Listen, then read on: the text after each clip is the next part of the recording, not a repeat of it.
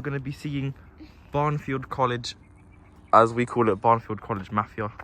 We don't ask questions about that, but let's see. So first off, as we can see, well, what do you quote on this? What do you rate it so far?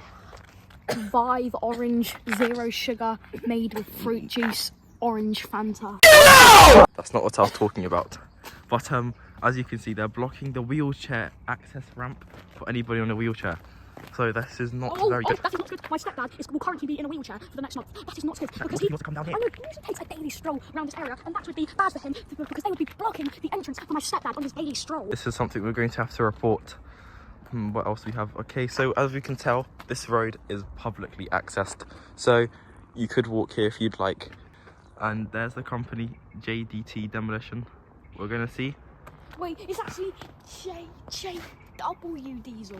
No, Where are you seeing that? Okay. seeing that on the site safety instructions. Oh, JJW. Well, that's different. Site safety. Okay, that's. Well, we at least got safety.